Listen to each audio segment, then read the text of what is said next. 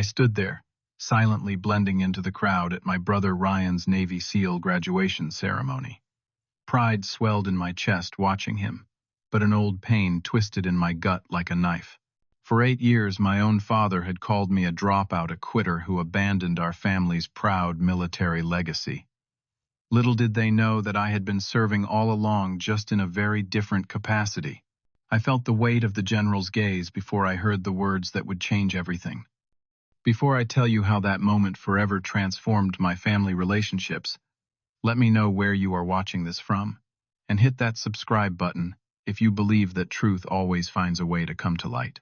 Growing up in the Walker household meant growing up in a military family through and through. My father, Thomas Walker, was a decorated Marine Corps veteran who served 4 tours overseas and expected nothing less than excellence from his 3 sons.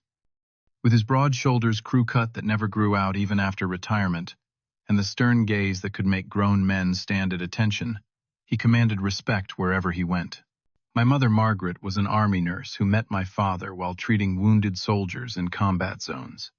Though gentler than my father, she was equally committed to the military way of life. She patched up our childhood wounds with the same efficiency she once used in field hospitals, telling us to be brave just like the soldiers she had cared for. My older brother, Arthur, was the golden child, following perfectly in our father's footsteps. He became an Air Force pilot, flying the most advanced fighter jets and accumulating medals and commendations that my father proudly displayed in our living room. Every family gathering featured stories of Arthur's achievements, his daring missions, and his unwavering dedication to country and duty. Then there was Ryan, my younger brother by 5 years. From the moment he could walk, he had been fascinated by the Navy SEALs. He collected books about their missions, trained relentlessly to build his swimming endurance, and told anyone who would listen that someday he would wear the trident. My father encouraged this dream, seeing in Ryan the potential to add another distinguished military career to the Walker family legacy. And then there was me, Gilbert, the middle son. I excelled in languages, strategy, and analytical thinking rather than physical prowess. While I respected our family tradition, I found myself drawn to the intelligence aspects of military service. The idea of fighting battles with information rather than bullets fascinated me. I wanted to serve, but in my own way. My father had my future mapped out before I even graduated high school. He expected me to attend the Naval Academy, serve the traditional way, and eventually command ships like his own father had done. For a while, I went along with this plan, not wanting to disappoint him. I entered the academy and performed well, but my heart was pulling me in another direction.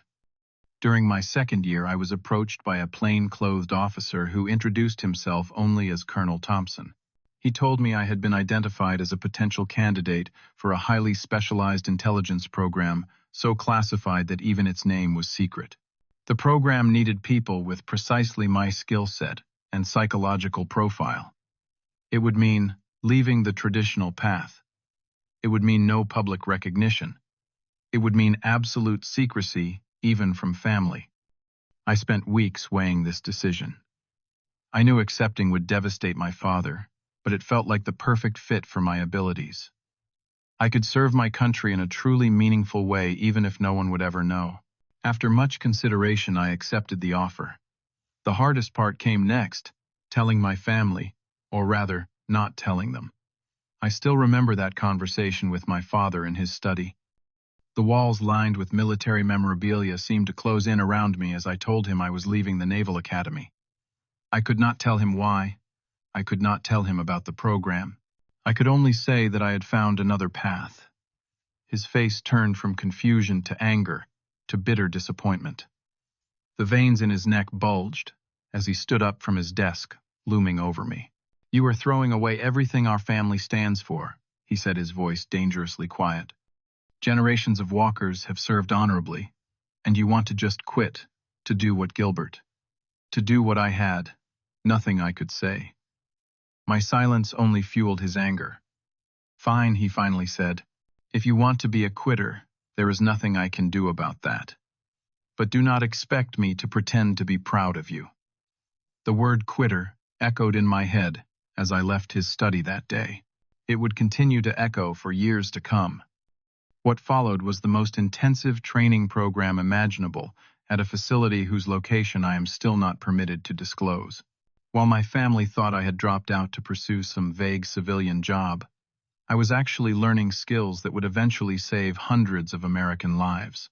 I excelled in the program, advancing quickly and earning the respect of my instructors and peers. My first mission came just 9 months into training. I was deployed overseas with minimal notice, unable to contact my family for weeks. When I finally could send a message home, the response was cold and brief. My father had apparently told everyone I had quit the Navy to take some corporate job. In their eyes, I had chosen comfort over service money over duty. The narrative had been set, and I had no way to correct it without compromising national security. The next 8 years passed in a blur of classified operations, foreign locations, and steadily increasing responsibility. While my family thought I was climbing some corporate ladder, I was actually rising through the ranks of an elite intelligence unit, eventually reaching the rank of colonel at an unusually young age. My work took me to conflict zones across the globe, gathering intelligence that directly impacted American military operations and foreign policy. Each successful mission brought commendations that went into a classified file rather than on my dress uniform. Each risk I took, each sacrifice I made, went unacknowledged by those who mattered most to me. The irony was painful. My father thought I had abandoned my duty when, in reality, I was fulfilling it in ways he could not imagine. The letters and occasional calls from home became a source of both connection and pain. My mother tried to maintain our relationship, sending updates about family events and asking polite questions about my fictional civilian life. My father rarely participated in these communications. When he did, his disappointment was palpable, even through a brief written message or the crackling connection of an international phone line. Arthur, my pilot brother, seemed to pity me. He would write about his latest medal ceremony or promotion, always ending with something like, "Not that you would understand the significance, but thought you might like to know." His condescension stung, but I swallowed my pride and congratulated him every time. Only Ryan, my younger brother, never seemed to judge me. His letters were genuine, asking about my life without presumption or comparison to the family legacy. He shared his progress toward becoming a SEAL candidly, including his struggles and doubts. I treasured these communications, offering what advice and encouragement I could, without revealing my actual expertise. My rare visits home were exercises in emotional endurance. Family dinners became battlegrounds of passive-aggressive comments and pointed questions about when I would find something meaningful to do with my life. My father would regale everyone with stories of Arthur's latest accomplishments or Ryan's progress while pointedly ignoring my presence until absolutely necessary. I remember clearly one Thanksgiving dinner when my uncle asked what I had been up to. Before I could answer with my well-rehearsed cover story, my father interjected, "Gilbert is still figuring things out. Not everyone is cut out for real service." The table fell awkwardly silent, and I noticed my mother quietly wiping away a tear. These moments accumulated over the years, building a wall between me and my family that seemed insurmountable. I was excluded from family photos displayed on the mantel. My achievements were unknown and thus uncelebrated. At family gatherings, relatives would ask about Arthur and Ryan, first sometimes forgetting to ask about me at all. Through it all, Ryan remained my ally, though even he did not know the truth. When he was finally accepted into the SEAL training program, he sent me a private message before telling anyone else. I felt a surge of pride, knowing he still valued our connection, despite the family narrative about me. As Ryan neared the end of his SEAL training, he sent me another message. This one contained an invitation to his graduation ceremony. "Come if you can," he wrote. "It would mean a lot to me. But maybe stand back a bit. Dad is still Dad. You know I knew exactly what he meant." My presence would detract from his moment of glory. I would be the family disappointment, intruding on the celebration of another Walker military success story. Still, for Ryan, I would endure it. I requested leave for the date and prepared myself for the emotional gauntlet the ceremony would represent. What my family did not know was that I had just completed one of the most challenging missions of my career. Our team had uncovered and neutralized a significant threat to American forces abroad, but not without cost. I had sustained injuries that, while not life-threatening, left me with a noticeable limp and a shoulder that ached in cold weather. These were the kinds of sacrifices no one in my family would ever know about. I nearly missed Ryan's ceremony entirely. A last-minute complication with the mission's aftermath required my attention, and I had to appeal directly to my commanding officer, General James, for permission to attend. James knew something of my family situation, having been one of the few people privy to both my classified work and my personal struggles. "Go," he told me, after reviewing my request. "Your brother deserves to have his big brother there. But remember, Colonel, your cover remains intact. No uniforms, no ranks, no details." I understood the parameters. I had lived within them for 8 years. One more day would not make a difference. As the date of the ceremony approached, I found myself growing increasingly anxious. It had been over a year since I had seen my family in person. The last encounter had ended with my father and I barely speaking to each other. Would this time be any different? I doubted it, but for Ryan I would face it all again. I arrived at the Naval Special Warfare Center in Coronado, early, deliberately avoiding the family gathering areas. From a distance I spotted them, my father in his marine dress blues despite being retired for years, my mother beside him looking elegant and proud, Arthur in his Air Force uniform adorned with medals. They sat in the front row, of course, the Walker family military royalty awaiting the addition of another hero to their ranks. I chose a spot toward the back of the audience area, partially obscured by a group of tall men I assumed were relatives of other graduates. From this vantage point, I could see everything while remaining largely invisible myself. It was a skill I had perfected both professionally and personally over the years.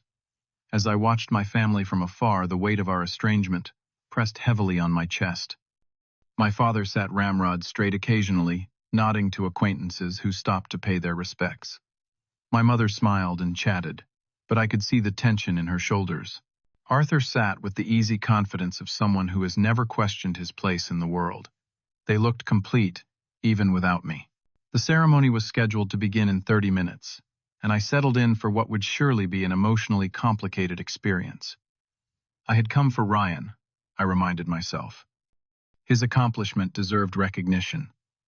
I would applaud from the shadows and slip away before having to face my father's judgment again. The ceremony began with all the pomp and circumstance befitting the graduation of the United States Navy's elite Special Operations Forces. The commanding officer of the Naval Special Warfare Command took the stage to deliver opening remarks about sacrifice, honor, and the unparalleled dedication required of every SEAL. Flags waved in the gentle California breeze, and the assembled crowd listened with reverent attention. From my position in the back, I watched as each graduating SEAL candidate was called forward to receive their trident, the iconic gold insignia that marked them as members of this elite brotherhood.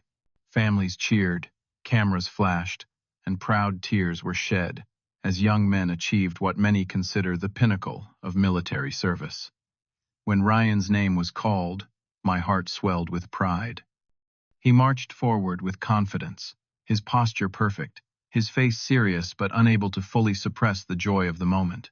The commanding officer noted Ryan's exceptional performance during training, specifically mentioning his record-breaking time on an underwater endurance test.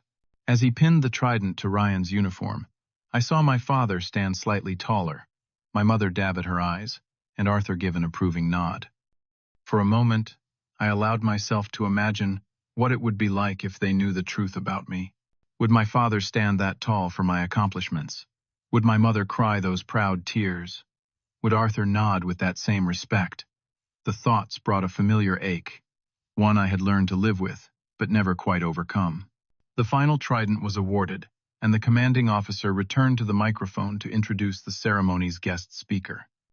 To my complete shock, he announced General William James, my direct superior and one of the few people who knew my true role in the military. My body tensed involuntarily. This was not part of the plan. James had not mentioned he would be speaking at this event when he approved my leave. General James took the stage with the easy authority of a man who had commanded respect throughout a distinguished military career. He began his address with standard congratulations to the new SEALs and acknowledgments of the sacrifices made by their families. Then his speech took an unexpected turn. Today we recognize these men, who have completed one of the most challenging training programs in the world, he said, his voice carrying clearly across the gathering.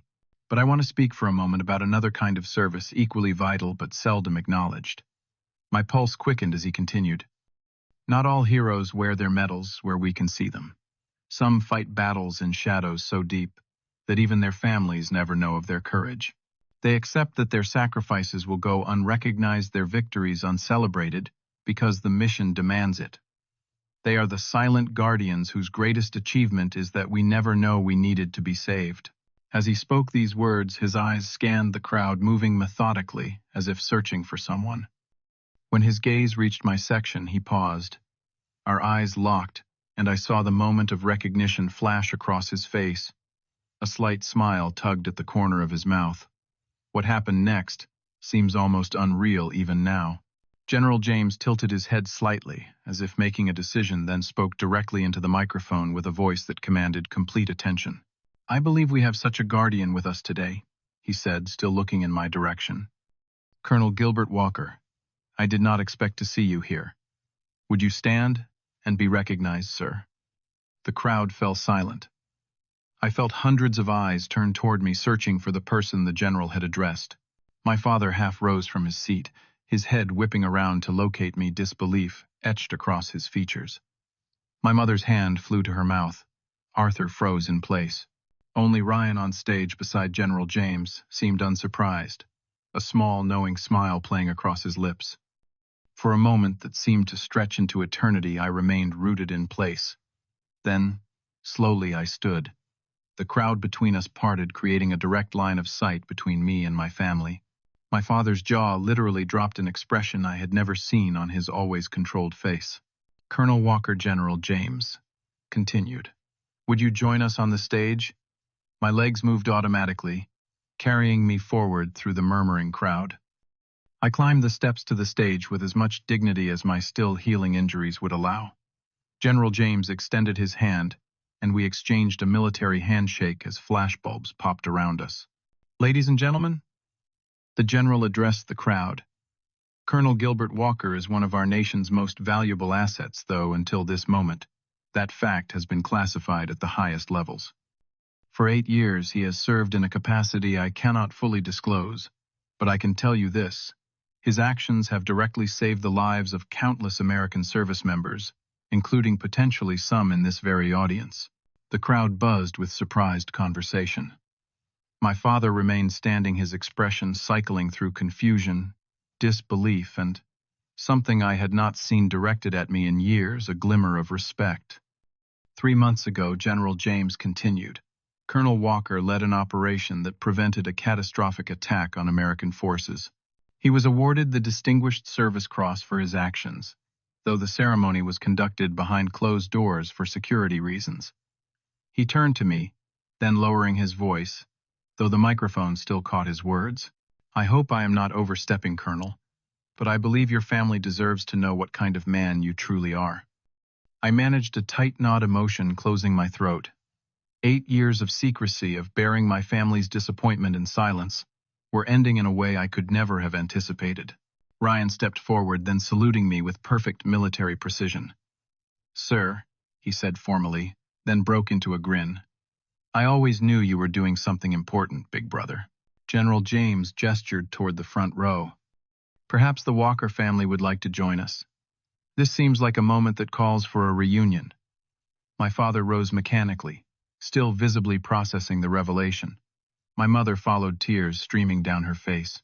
Arthur came last, his expression unreadable. As they made their way to the stage, I stood at attention, unsure what would happen next. My father reached me first. He stopped a foot away, studying my face, as if seeing me for the first time. Then, in a move that stunned me more than anything that had happened thus far, he snapped to attention and saluted me, Marine to Colonel, one service member to another. I have been wrong about you, Gilbert, he said, his voice rough with emotion. So very wrong. The dam broke then. My mother rushed forward to embrace me, sobbing against my chest. Arthur extended his hand, which I took, feeling the beginning of a bridge being rebuilt. Ryan stood beside us, his day of triumph, now shared with my unexpected revelation. As the ceremony concluded, General James made a final announcement.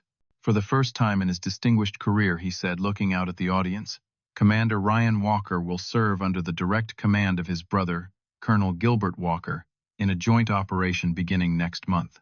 I think they both have much to teach each other. The applause was thunderous, but I barely heard it. I was looking at my father, whose eyes shone with unshed tears, as he placed one hand on Ryan's shoulder and one on mine, finally proudly embracing both of his son's achievements. After the ceremony concluded, my family and I found a quiet corner away from the crowd. The initial shock had worn off, leaving us in an awkward space between our 8-year estrangement and whatever new relationship might now be possible. My father spoke first, his voice lacking its usual commanding tone. "Gilbert, I do not know where to begin," he said, running a hand over his short gray hair. "I made assumptions. I judged you without knowing the facts. For 8 years I have treated you as less than what you are. I cannot take that back, but I want you to know that I was wrong, and I am sorry." Coming from my father, this admission was unprecedented. Thomas Walker did not apologize. He did not admit mistakes. Yet here he was humbled by the revelation of my service. My mother took my hands in hers, her eyes still wet with tears. "I knew," she said softly. "Not what you were doing exactly, but I knew you would not have left without a good reason. I should have defended you more, spoken up when your father and Arthur would talk about you. I failed you as a mother." "You did not fail me, Mom," I assured her. "You were caught in an impossible position." I understood that. Arthur cleared his throat, clearly uncomfortable. "So all those times I was bragging about my missions, you were what? Infiltrating terrorist cells, preventing assassinations." He gave a short, disbelieving laugh. "And you just sat there and listened to me drone on like I was the only one serving." "It was not a competition, Arthur," I said. "You were doing exactly what you were meant to do. So was I. We both served just differently." Ryan, who had been quietly observing our family reconciliation, finally spoke up. "I figured it out about 2 years ago," he admitted. "One of my instructors mentioned a Colonel Walker who had provided intelligence that made a training mission possible. He did not realize the connection, but I started to wonder. Then I heard whispers about an intelligence officer who had an unusual background. The pieces just fit. And you never said anything?" my father asked, surprised. "It was not my secret to tell," Ryan shrugged. "I figured Gilbert had his reasons." That evening we had the first real family dinner I had experienced in nearly a decade. We gathered at a restaurant near the base, and for the first time I was allowed to share some of my experiences, the non-classified portions at least. I told them about training in languages, about countries I had visited under diplomatic cover, about the camaraderie with my team. With each story, I could see my father's expression shifting, pride gradually replacing the disappointment that had defined his view of me for so long. Mom, it turns out, had kept a photo album of me separate from the family displays. She had quietly maintained it over the years, believing someday things would change. She promised to merge these photos back into the family albums when they returned home. Arthur and I found common ground, discussing the challenges of leadership and the weight of responsibility for others' lives. Without the barrier of his perceived superiority, we discovered we had more in common than either of us had realized. As coffee and dessert were served, my father leaned forward, his expression serious. "I want you to know, Gilbert, that I have never been more wrong about anything in my life. What you have done, choosing to serve in obscurity, bearing our misguided judgment without complaint, that shows a character and strength I am only now beginning to comprehend." I nodded, accepting his words, but still processing the sudden shift in our relationship. 8 years of hurt could not disappear in a single evening, but a door had opened that I had thought permanently closed. The days that followed brought more healing. General James had granted me a week's leave, allowing time to reconnect with my family. My father insisted on hearing more about my career, asking thoughtful questions about the challenges and satisfactions of intelligence work. My mother fussed over my barely concealed injuries, her nursing instincts kicking in as she insisted on examining my shoulder. Arthur and I went running together one morning where he confessed something unexpected. I was jealous, he admitted, as we paused to catch our breath. Not just when I found out the truth, but before. You had the courage to walk away from Dad's expectations to chart your own course. I never did. I followed the path he laid out perfectly, and sometimes I wonder if I ever made a single choice for myself. His confession surprised me, opening my eyes to the fact that my perceived freedom had been in its way enviable to my conforming brother. Ryan and I spent an afternoon by the ocean, talking about his upcoming assignment and what it would be like to work together professionally. There was an easy comfort between us that had weathered our family's dysfunction. I have always looked up to you, he told me, even when everyone else thought you had quit. Something about that story never felt right to me. I am glad I trusted my gut. As my leave drew to a close, I found myself sitting with my father on the porch of my parents' home watching the sunset. We had been quiet for some time, each lost in our own thoughts. You know what I have learned from all this, he finally said, breaking the silence. I waited for him to continue. I learned that there are many ways to serve, many ways to show courage, many ways to honor a legacy. He turned to look at me directly. I was so fixated on what service looked like in my experience that I could not recognize it in another form, even when it was my own son. The healing was not instantaneous or complete. There were still awkward moments, still conversations that trailed off into uncomfortable silence, still old habits of distance that needed to be unlearned. But something fundamental had shifted. The truth, so long concealed, had finally set us all free from the prison of misunderstanding. As I returned to duty the following week, I carried with me something I had not possessed in 8 years. A sense of wholeness, of being recognized fully by those whose recognition I had most desired. My path had not been the one my father would have chosen for me, but it was the right one. And finally, after years of doubt and isolation, my family could see that too. Have you ever been judged unfairly because people could not see the full picture of your life? How did you handle being misunderstood by those closest to you? Share your stories in the comments below. And if this story of family, reconciliation touched something in you, please hit that like button and subscribe to hear more stories about overcoming misunderstanding and finding personal truth. Remember that sometimes the most meaningful service happens without recognition, and the true heroes in your life might be fighting battles you know nothing about. Thank you for listening to my story, and may you find the courage to stay true to your path, even when others cannot see its value.